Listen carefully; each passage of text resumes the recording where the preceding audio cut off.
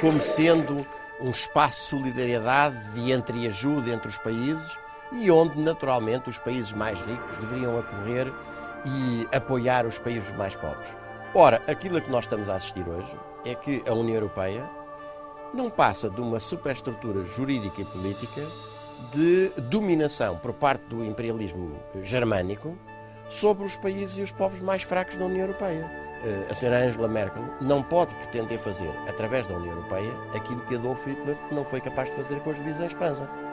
O que nós devemos assistir aqui é que dentro de 2 meses, 4 meses, 6 meses, 1 ano, estão a dizer estas medidas não servem e, portanto, vai-de cortar ainda mais nos salários, vai-de congelar ainda mais as pensões, vai-de aumentar ainda mais os preços da saúde e da educação, fazendo o país voltar a uma situação pior do que aquela que se vivia no tempo de Salazar. E, portanto, numa situação desta, o que um governo democrático e patriótico devia fazer era recusar-se a pagar uma dívida que, de facto, não foi o povo português que a contraiu e agora traçar uma via alternativa. Porque, mantendo o país tal como ele está, nós não vamos cessar de agravar o endividamento. E, aliás, veja-se, nós já temos alguma experiência. A Grécia tem 1 ano de FMI. Bom, e tem um déficit de 15%. A Irlanda já tem um período largo de aplicação das medidas do FMI. E o desastre é total. O desemprego passou de 0 para 13% fulminantemente. E, portanto, ou queremos continuar a seguir por aí, e então seguir por aí é votar no PS e no PSD, ou nós queremos ir por uma via alternativa. E qual é essa via alternativa? Essa via alternativa é de um governo democrático e patriótico, não vende pátrias como aqueles que temos tido, com um programa de desenvolvimento da economia nacional, na agricultura, na indústria, nas pescas, na tecnologia e um programa de combate ao desemprego, que é, digamos, a nossa maior chaga social. A desgraça à vista da nossa entrada para a União Europeia, essa é uma das questões, a renegociação da nossa participação na União Europeia.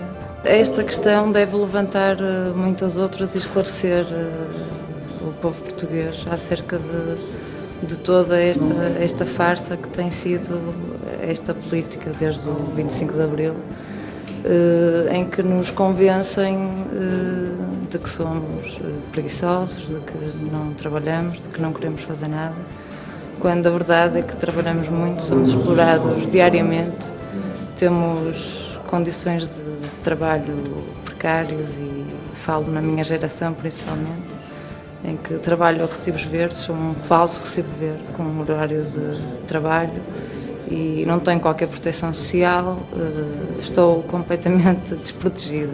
Sou uma trabalhadora comum e eu gostava realmente de tentar saber onde se encontra a dívida que nos querem fazer pagar. Não pagar a dívida.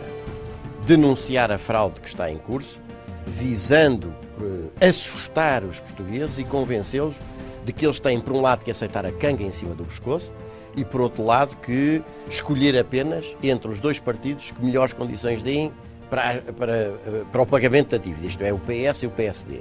E denunciar que um voto no PS ou no PSD é um voto de traição em si próprio. Quer dizer, o trabalhador que vai dar um voto ao PS ou ao PSD deve confrontar-se consigo próprio, com a responsabilidade que assume ao votar, ao apoiar os cortes nos salários, os despedimentos, a facilitação em nome dos despedimentos está prevista, aliás, no acordo da Troika, o congelamento das pensões, a diminuição dos subsídios de desemprego e outros benefícios sociais, enquanto uma pequena minoria que tudo tem e nada faz, não cessa de engordar.